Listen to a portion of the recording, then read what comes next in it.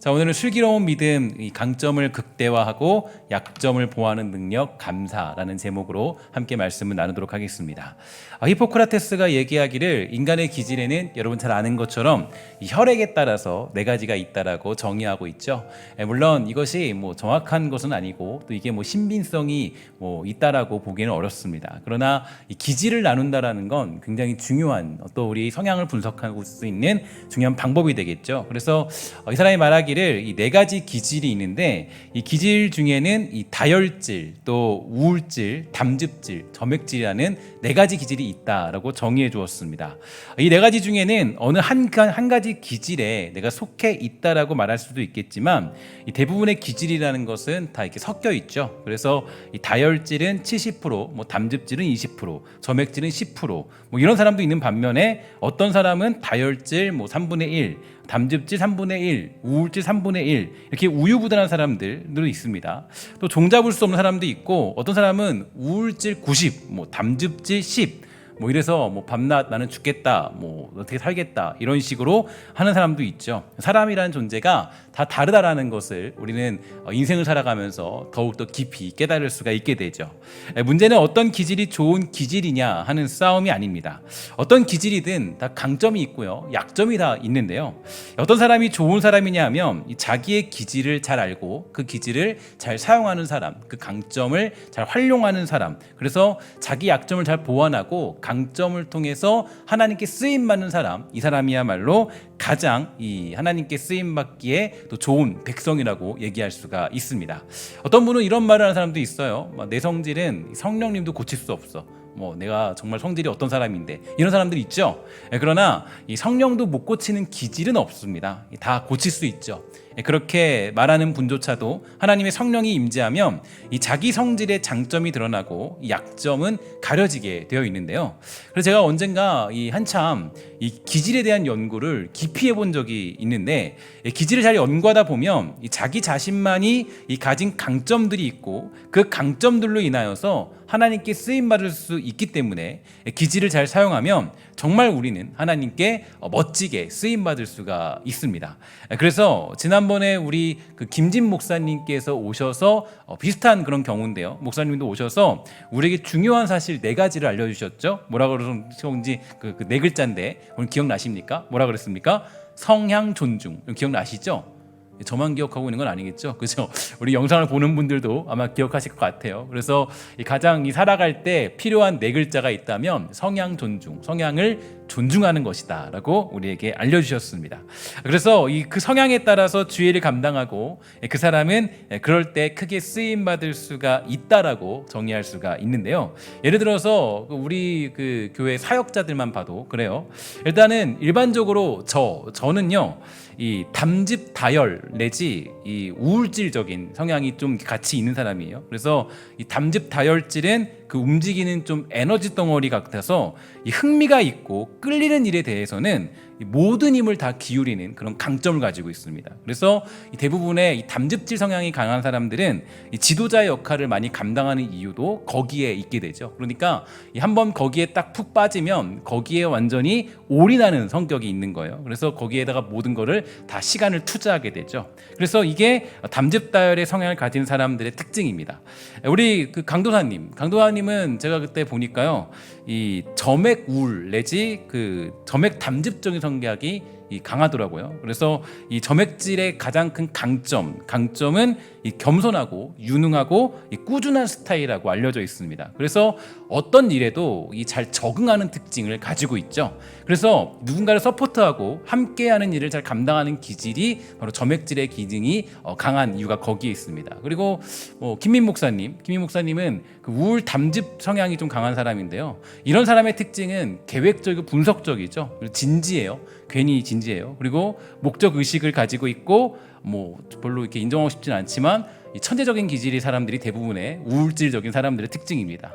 그리고 또한 우리 빈성일 전도사님은 제가 테스트를 해보지 않았는데 워낙 또 오래 봤으니까 10년 넘게 봤으니까 이 전도사님은 제가 본 결과 아마 우울 점액 아니면 우울, 점액, 담즙 이런 게 세 가지가 거의 이게 같이 있는 것 같아요. 그래서 뭐 가끔씩은 다혈질도 있는 것 같아요. 이런 생각인데 어쨌든 이러한 기질에 여러 가지 강점들이 섞여 있죠. 그래서 많은 것들을 봤을 때 이 기질들이라는 건 여러모로 섞여 있고 강점이 있고 또 약점이 다 가지고 있습니다. 그러니까 여러분 우리가 사실 하나님께 쓰임 받는 방법 간단해요. 하나님께 가장 크게 쓰임 받는 방법은 내 기질이 뭐고 내 성향이 어떻고 나의 어떤 사역 스타일이나 또 내가 강점이 어떤 것에 있는 것을 잘 확인한 다음에 그 강점대로 하나님께 쓰임 받으면 됩니다. 그래서 자기의 기질이 무엇인지에 대하여서 깨닫도록 기도하고 연구하고 묵상하는 것. 하나님, 제가 할 수 있는 일이 어떤 거죠? 제가 무슨 일을 감당할 수 있을까요? 기도할 수 있는 건 굉장히 중요한 축복이에요. 그래서 여러분 하나님께 기도할 때 하나님께 구하셔야 돼요. 내가 어떤 일을 감당할 수 있을까요? 내 기질에 가장 합당한 그런 사역이 어떤 걸까요?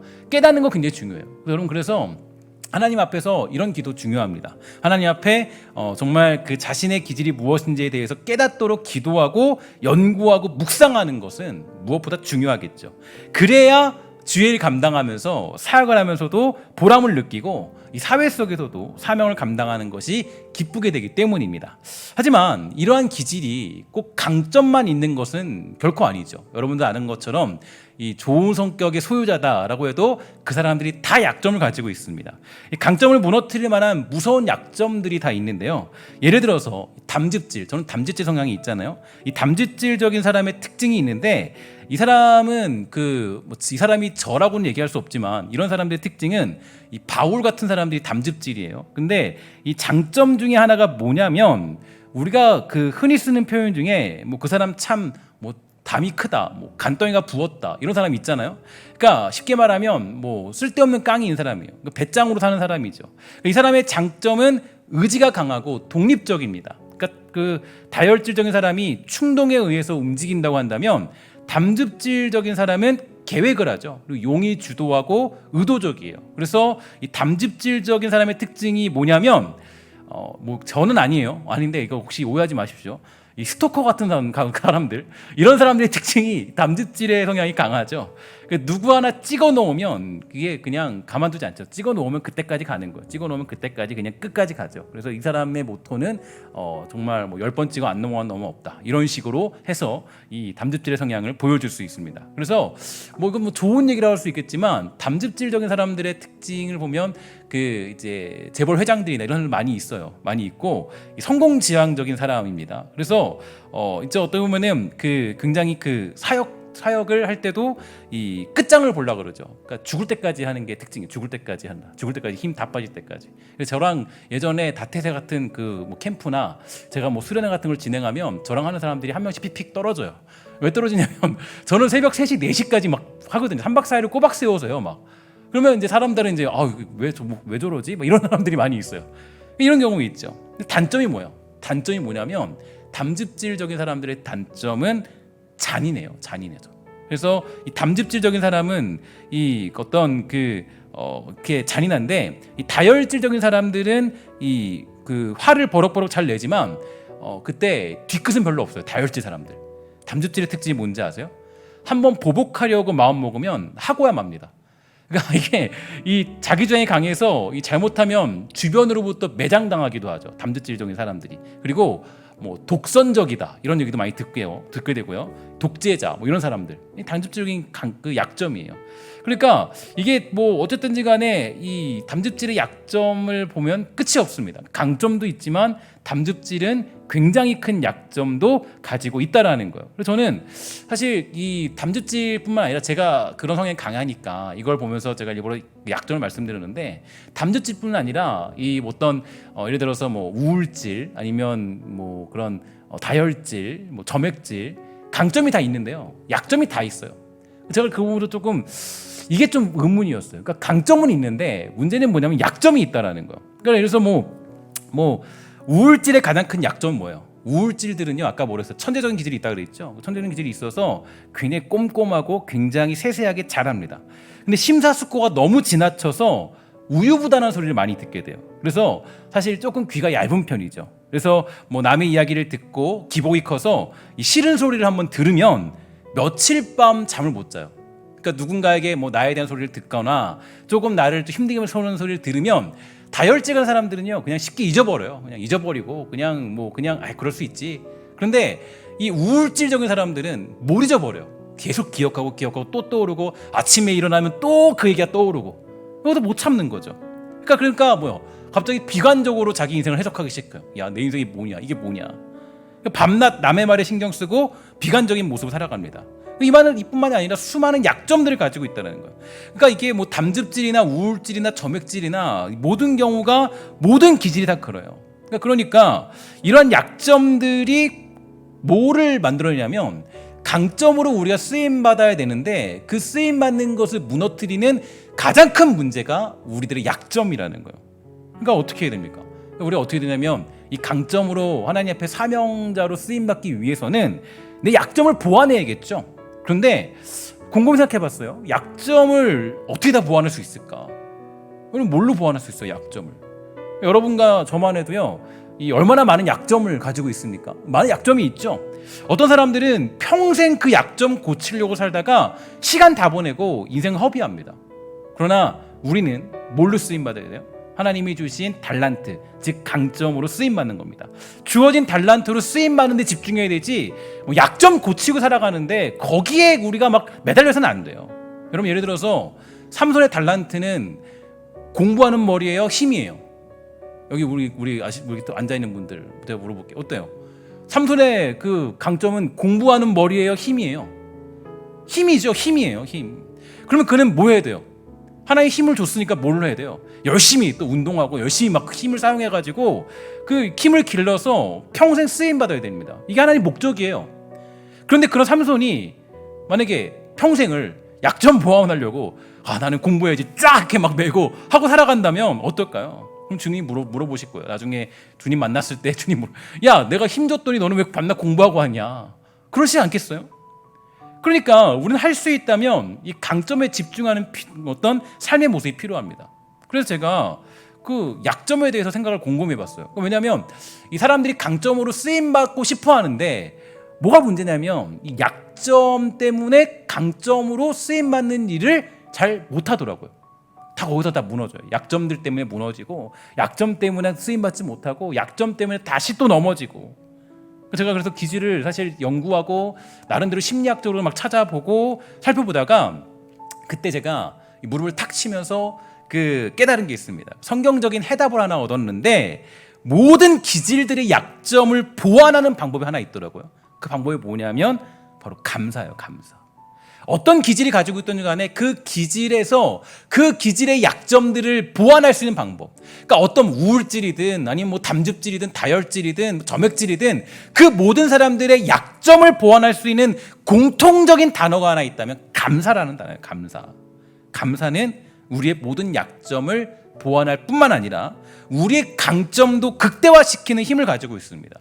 그래서 감사의 능력은 중요합니다. 그리스도인에게 감사의 능력은 하나님께 쓰임받는 굉장히 중요한 비결이 되는 거예요. 하나님께서는 유대인들에게 3가지의 절기를 반드시 지키도록 명령하셨는데 유월절, 맥추절, 수장절이라는 절기를 반드시 지키도록 명령하십니다. 일단 유월절은요, 그 애굽의 노예였던 이스라엘 백성들이 모세를 통해서 이 완전한 자유를 누리도록 하나님께서 출애굽시켜 주신 놀라운 구원의 역사를 새기고 감사하라고 명하신 절기죠. 그리고 맥추절은요, 이 출애굽한 이스라엘 백성들이 가나안 땅에 정착하여서 그곳에서 첫 수확을 얻은 것을 기념하며 감사하는 절기입니다. 또 수장절은 이 가을 추수가 끝난 후에 각종 과일과 곡식을 창고에 저장해 놓고 모든 백성이 하나님께 나아가서 감사의 축제를 드리는 절기가 바로 수장절이에요. 이 3가지 절기의 공통점이 있다면 감사입니다. 감사. 그러니까 이 모든 어떤 이스라엘 백성들에게 하나님이 요구하시는 절기로서의 특징은 바로 감사예요. 감사. 그들은 일주일 동안 잔치를 열었고 생명을 주시고 지켜주시며 먹을 것과 자유를 허락하신 하나님을 마음껏 높이고 감사하는 기쁨의 축제를 여는 훈련을 감당했죠. 이처럼 감사는 이스라엘 백성들이 가져야 될 기본적인 감정 그리고 고백, 그들의 믿음이었습니다. 감사가 있으면 강점으로 쓰임받을 수 있을 뿐 아니라 감사가 있다면 약점에서 자유로워질 수가 있어요. 만약 삼손에게 감사가 있었더라면, 그러면 그는 자신에게 주어진 사명을 더욱 충실히 감당할 수 있었을 거예요. 만약 기드온에게 감사가 있었더라면 훗날 그렇게 자기 약점 때문에 무너지지 않았을 거예요. 만약 솔로몬에게 감사가 있었더라면 그가 백성들에게 고역을 시키지 않고 감사하는 마음으로 그들을 돌보고 사랑했을 것입니다. 그러나 그들에게는 모두 감사라는 것이 없었기 때문에 결국 자기의 약점 때문에 다 무너져 버리죠. 그러니까 감사가 없으니까 강점대로 쓰임받기는 했어요. 쓰임받기는 했지만 그 약점이 그 강점을 완전히 무너뜨려 버립니다. 그러므로 제가 오늘 여러분들에게 제시하는 코로나 시대에 여러분들의 믿음을 극복하는 방법, 그 방법의 핵심적인 내용은 바로 감사라는 단어예요. 이 코로나 시대에 감사하는 믿음, 감사하는 습관, 감사하는 능력을 길러야 됩니다. 이 시대가 여러분 어떤 시대예요? 충분히 여러분 모든 세상이 불평하고 원망할 수 있는 시대, 그러할 가치가 있는 시대. 그러니까 불평을 해도 그 불평을 해도 이상하지 않은 시대가 요즘 시대 아니겠어요? 다 불평하는데, 다 원망하는데 나도 한 번 하면 안 되냐? 불평과 원망할 수 있는 시대예요. 인터넷 기사에 달린 댓글을 보면 모든 것이 불평과 원망입니다. 다 할 수 있어요. 거기서 감사하는 사람은 봤어요? 거의 못 보죠. 대부분 뭘 해도 뭐 이렇고 저렇고 이렇고 저렇고 감사를 찾아볼 수 없어요. 그러한 성향들은 전반적으로 우리나라에 흘러 있습니다. 언젠가 제가 예를 든 적이 있는데요. 일전에 미국이라는 나라, 전 가보진 않았습니다. 한번 가봐야 될 텐데 그 나라를 보고 정말 저 나라가 선진국이 맞긴 맞다라는 생각이 들었던 적이 있습니다. 왜냐하면 제가 청년부 그때 생활을 할 때인데 그때 그 청년부 예배를 들어가기 전에 잠깐 TV를 봤습니다. 봤는데 정말 제가 너무 놀라운 그런 것을 보게 됐어요. 뭘 봤냐면 10년 전쯤인가 그때쯤인 것 같아요. 그때 이제 여기 오기 전에 2층에서 있을 때 그때 이제 미국에 산불이 크게 났습니다. 그곳 살던 주민들이 다 쫓겨나게 됐어요. 산불 때문에 산에서 다 쫓겨나게 됩니다. 그리고 불은 아쉽게도 아직 진화되지 않아서 답답한 상황이었어요. 그런데 한 방송에서 그 사람들을 인터뷰하는데요. 저는 정말 엄청난 도전을 받았습니다. 어떤 도전이냐? 그 사람들이 그 인터뷰를 하면서 울면서 이렇게 말해요. 울면서 뭐라 그러냐면 그래도 이 정도라서 감사해요. 다행이에요. 감사합니다. 나는 우리 소방관들이 최선을 다해서 불을 꺼줄 것을 믿고 있어요. 놀랍죠? 너무 놀라요. 이 영상을 보는 분들은 놀라셔야 돼요. 놀라셔야 돼요. 너무 놀랍잖아요. 왜냐하면 정말 이게 우리나라를 제가 뭐라고 하는 게 아니라 우리나라 사람 같으면 뭐라 그럴 거예요. 물론 감사한 사람도 있겠죠. 그런데 아마 대부분의 사람들이 이랬을 겁니다. 이제 우리는 죽었어요. 도대체 이놈의 무능한 놈들은 뭐 하는지 모르겠어요. 도대체 왜 소방관들은 이 정도로 불을 못 끄고 이런지 모르겠어요. 도움이 절실히 필요합니다. 불은 꺼질 생각이 없고 모든 것을 잃어버려 막막해요 라고 말하지 않겠습니까? 그 인터뷰를 보면서 제가 우리나라와 미국의 차이를 경험하게 됐어요. 그러니까 미국이 강점이 있고 약점이 있는 나라예요. 근데 그 나라가 세계 최고 국가잖아요. 근데 그 나라가 왜 그래도 강하냐, 아직도 강하냐, 제가 분석을 경제학자도 아니고 그런 사람들 아니니까 다 할 수는 없겠죠. 근데 그 미국 사람들의 특징이나 이 사람들의 어떤 상황을 보면 미국에 갔다 오신 분들이나 그런 분들 보면 뭐가 있냐면 감사가 있어요. 감사가. 그러니까 좀 뭘 먹고도 뭘 어떤 입어도 뭐를 좀 나눠도 뭔가 어떤 어려움이 있고 불행이 있어도 이 미국에 있는 사람들은 거기에 감사가 있더라고요. 정말 신기하더라고요. 아르바이트를 하면서도 감사하더라고요. 물론 아닌 사람도 있겠죠. 목사님 이런 사람 있지 않습니까? 그런데 대부분의 성향이 그렇다라는 거예요. 감사가 뭘 만들어내냐면 그 강점을 극대화시키고 약점을 보완하는 거예요. 감사가 있으면 우리의 그 강점을 무너뜨릴 약점을 보완할 수 있는 힘이 있어요. 그래서 여러분 우리가 이 시대 속에서 반드시 회복해야 될 신앙의 습관이자 변화의 시작은 감사하는 습관입니다. 그럼 오늘 본문에 등장한 사도 바울이 무엇으로 감사했는지 살펴보도록 할까요? 그는 지금 어떻게 감사를 표현하고 있습니까? 첫 번째로 바울은 자신이 구원받았음에 늘 감사했습니다. 13절 내가 전에는 비방자요 박해자요 폭행자였으나 도리어 궁유를 입은 것은 내가 믿지 아니할 때 알지 못하고 행하였습니다. 바울은 바리새인 중에 바리새인이었고 엄격한 히브리 신앙의 규율을 따르던 그런 사람이었습니다. 그래서 유대 종교인으로서 지켜야 될 이 모든 것을 철저히 지켰던 바리새파 지도자였죠.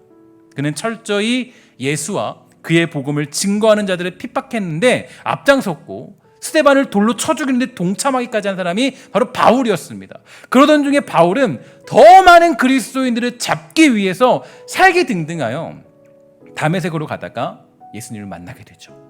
예수님은 그리스도인들을 박해하던 바울을 친히 만나 주셨고 하나님의 영광이 죄인 중에 죄인이며 괴수 중에 괴수이던 바울을 거듭나도록 하셨어요. 사도행전 4장 9절부터 10절 이렇게 얘기합니다. 땅에 엎드려져 들음에 소리가 있어 이르시되 사울아 사울아 내가 어찌하여 나를 박해하느냐 하시거늘 대답하되 주여 누구시니까 이르시되 나는 내가 박해하는 예수라. 예수님은 바울을 직접 만나 주셨고 그의 모든 죄를 용서해 주십니다. 예수님을 따르던 자들을 핍박하던 사울이었지만 예수님은 그의 인생을 변화시켜 주셨죠. 하나님의 긍휼하심, 그분의 용서와 사랑이 바울의 인생을 새롭게 만들어 주십니다. 그러니까 바울의 그 편지들을 분석해 보면요, 바울은 언제나 이 일에 감사하다는 것을 증명하고 나타냅니다. 그러니까 이걸 잊지 않아요. 하나님이 자신을 구원했다는 사실을 잊지 않습니다. 그러니까 바울은 언제나 항상 이 구원받은 사실에 대해서 감사하며 살아가요. 자신이 구원받은 것에 대해서 늘 감사하는 마음이었습니다. 이 마음을 잊지 않았어요. 사역을 감당하면서 주의 일을 하면서 고난과 핍박과 여러 가지 풍파가 그를 덮친다 할지라도 하나님께서 자신을 늘 구원하셨다는 사실에 감사하며 살았던 사람이 사도 바울이었죠. 그러니까 그는 자기에게 주신 강점을 잘 활용하여 쓰임받는 인생이 될 수 있었습니다. 우리도 마찬가지예요. 우리가 잊지 말아야 될 가장 큰 감사, 그 첫 번째는 바로 우리를 구원하신 하나님의 사랑인 줄 믿습니다. 긍휼함 속에서 하나님의 은혜를 받게 되는 그 놀라운 구원, 하나님의 사랑은 지금도 여전히 우리를 구원하시죠. 그러니까 이게 좀 말이 여러분 좀 이상이 될지 모르는데 구원은 언제나 현재적이고 미래적이고 과거적이고 세 가지가 함께 통합되어 있습니다. 그러니까 내가 구원받았다 끝이 아니에요. 왜냐하면 예수님께서 지금도 우리를 위하여 중보기도 하고 계시거든요. 그 중보기도가 없다면 우리의 구원은 거기서 멈추게 될 거예요. 그러나 그 예수님의 중보기도를 말미암아 우리는 그 구원의 길을 지금도 이루어가고 있는 거예요. 그 사랑 때문에 오늘도 우리는 죄인이 아닌 의인의 삶을 살게 되는 것입니다. 그러니까 우리는 매일같이 그 사랑에 감사해도 그것이 틀리지 않은 거죠. 일전에 구원받았다, 나 구원받았어요, 이걸로 끝이 아니라 지금도 예수 그리스도의 중보기도로 인하여서 우리는 구원의 길을 걷고 있는 거예요. 그러니까 우리는 매일같이 하나님 앞에 감사하는 마음, 감사하는 기도를 올려드려야 되겠죠.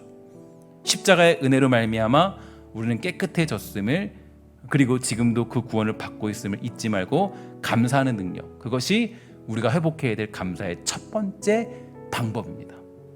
두 번째로 회복해야 될 감사, 이 바울의 감사를 보면 그는 자신에게 직분을 맡기심에 감사하는 삶을 살았습니다. 12절이에요. 나를 능하게 하신 그리스도 예수 우리 주께 내가 감사함은 나를 충성되이 여겨 내가 직분을 맡기심이니. 15, 16절 믿보다 모든 사람이 받을 만한 이 말이여 그리스도 예수께서 죄인을 구원하시려고 세상에 임하셨다 하였도다. 죄인 중에 내가 괴순이라. 그러나 내가 긍휼을 입은 까닭은 예수 그리스도께서 내게 먼저 일체 오래 참으심을 보이사 후에 주를 믿어 영생 얻는 자들에게 본이 되게 하려 하심이라. 그러니까 직분 맡음에 감사한 거예요. 내가 사명 맡게 됨에 감사한 거예요. 내가 주님의 일을 감당할 수 있게 됨에 감사한 거예요. 바울 자신은 자신이 받은 직분에 감사하고 있습니다. 그가 이렇게 고백했던 것은 이 감사가 뭐 직분을 받은 그 당일, 뭐 우리처럼 임직식을 진행한 그 세레머니를 한 후에 그날 고백하는 감사문이 아니에요. 그날 고백했던 감사문 정도가 아니에요. 그는 정말 매일같이 이 감사를 잊지 않았던 것 같아요. 그러니까 내가 직분 받았다는 사실, 주의 일을 감당할 수 있다는 사실에 늘 감사했던 거예요. 그거를 매일같이 반복했던 사람이 바로 사도 바울이었던 겁니다. 나 같은 죄인이 하나님이 주신 직분을 맡았다라는 것이 그는 감사한 인생을 살았죠. 만약에 이 감사가 없었다면 바울은 어려운 일들을 만났을 때 중도에 포기해버렸을지도 모릅니다. 그의 약점이 아마 그의 강점을 잡아먹었을지도 몰라요. 그러나 언제나 그 직분 맡음에 감사하고 내가 주의 일을 감당할 수 있다는 일에 감사했던 그 사도 바울의 감사가 그의 강점을 극대화시키고 그의 약점을 보완하는 능력을 가지고 있던 거예요. 그 매일 하나님께 드리는 감사, 그것이 결국 사도 바울의 강점을 승화시키고 약점을 보완하게 된 것입니다. 우리는 어떻습니까?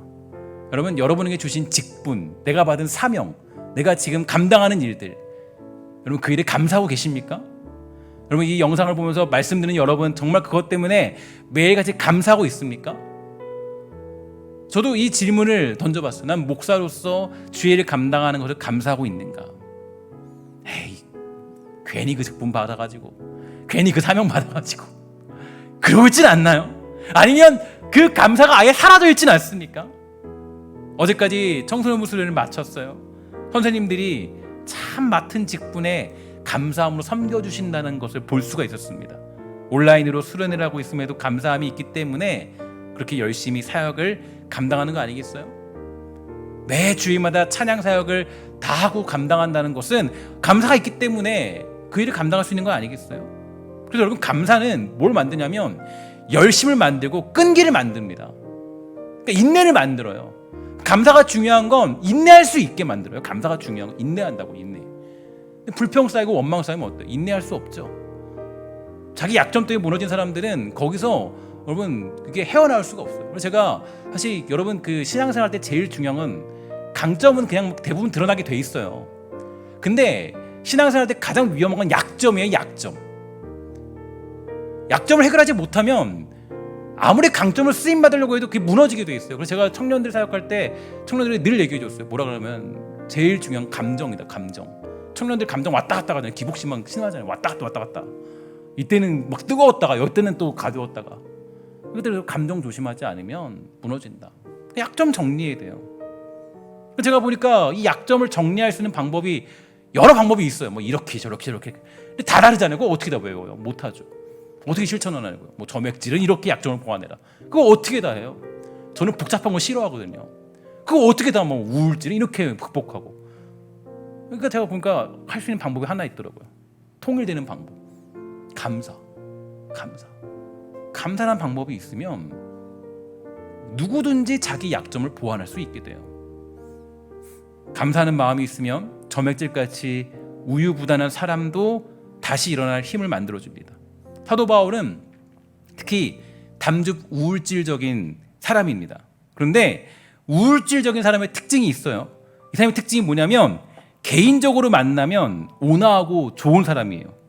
그렇게 겉으로 볼 때는 온화하고 좋은 모습인데 이런 우울질 사람들의 특징이 있는데 이 속뚜껑을 살짝 보면 그 속에는 불평과 원망과 깊은 한숨과 좌절이 가득 차 있죠. 그래서 우울질적인 사람들의 특징이 이 정신병에 많이 걸려요.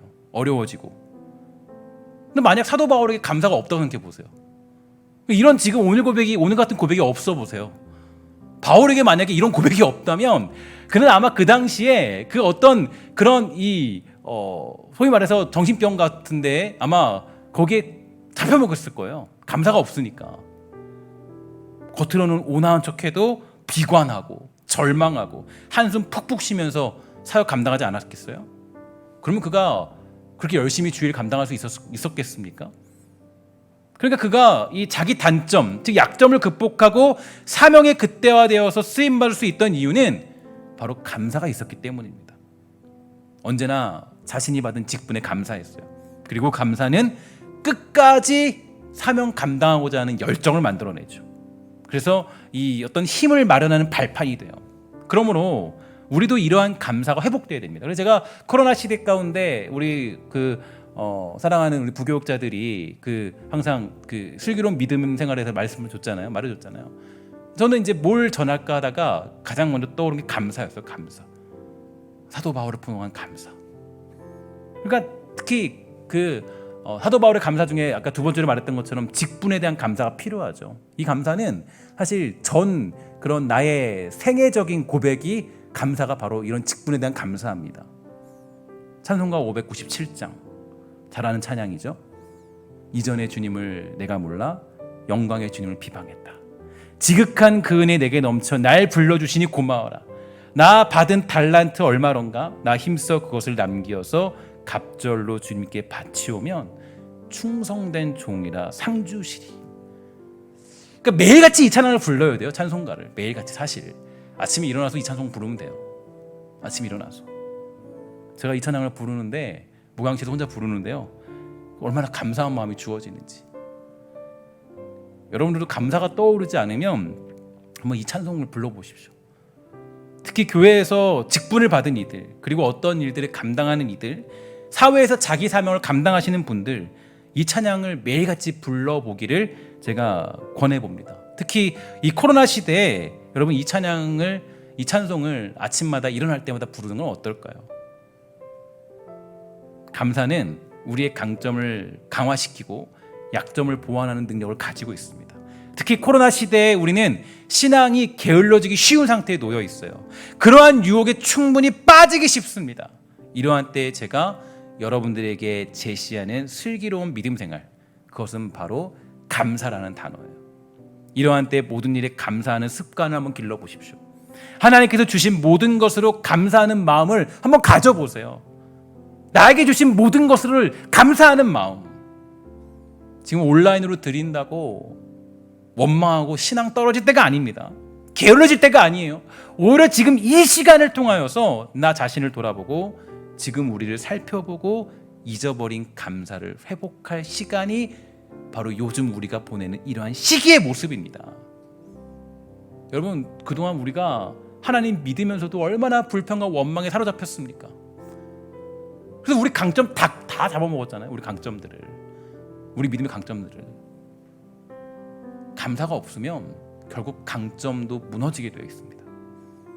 오늘 그 감사가 여러분에게 회복되는 역사가 있어서 어떠한 사람들도 모두 하나님께 자기에게 주신 달란트로 쓰임받는 놀라운 역사가 있게 되기를 주의 이름으로 간절히 소망합니다.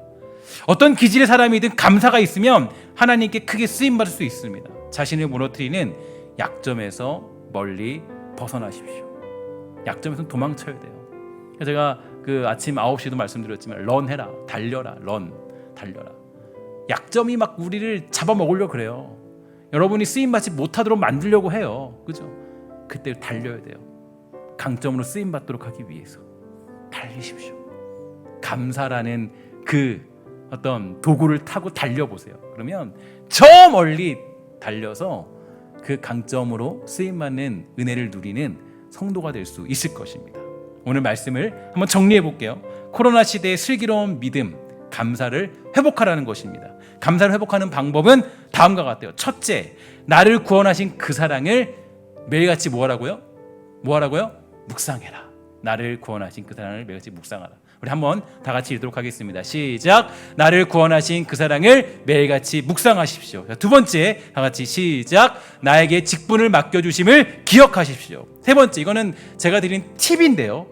우리 한번 읽어봅시다. 시작. 찬송가 597장으로 하루를 시작하십시오. 마지막으로 여러분들에게 부탁드리는 게 있어요. 뭘 부탁드리냐면 함께 읽도록 하겠습니다. 시작. 하나님께 감사할 수 있는 마음을 구하십시오. 그러면 하나님께 감사할 수 있는 마음을 구해야 됩니다. 그러니까 제가 그 9시 예배 때도 잠깐 설명드렸지만 제가 그 불평과 원망이라는 그런 어떤 주제를 가지고 한 몇 개월 동안 설교하는 이유는 너무 쉽게 우리는 이 불평과 원망에 사로잡히고 감사하는 마음을 잊어버리기 때문이에요. 그래서 우리 것 다 깎아 먹어요. 그러니까 감사가 없으면, 내 마음이 감사하는 마음이 없으면, 감사하는 마음이 아니면 내 강점이 그냥 다 무너지는 거예요. 그러니까 제가 보니까 하나님께 쓰임받는 간단해요. 아주 간단해요. 하나님, 제가 나에게 주신 강점으로 하나님 일 감당하겠습니다. 여러분, 그래서 제가 늘 말씀드리지만 여러분들이 잘할 수 있는 거 놓지 마세요. 나이가 들든 뭐 하든 그냥 열심히 다 무슨 사역을 하든 열심히 감당. 교사가 돼도 50대 60대도 어떻습니까? 60대가 되면 어때요? 내가 강점을 하시면 되는 거예요. 하면 되는 거예요. 나는 1년만 하고 2년만 하고 내 나이가 그런 거 없어요. 주신 강점대로 쓰임 받는 거, 내 달란트 죽이면 안 돼요. 강점대로 쓰임 받는 거예요. 그죠? 감사하는 마음으로. 그러면 하나님이 은혜 주셔서 정말 거기에서 놀라운 일들을 나타나게 만듭니다. 잊지 마십시오. 여러분, 우리는 쓰임 받는 거 간단해요. 하나님 앞에 내가 정말 이 강점으로 쓰임 받으면 되는데, 근데 그 쓰임 받는 기본적인 바탕은 내 마음에 감사하는 마음이 있을 때입니다. 그래서 여러분, 오늘 이 시간 여러분들 하나님께 감사하는 마음 가지세요.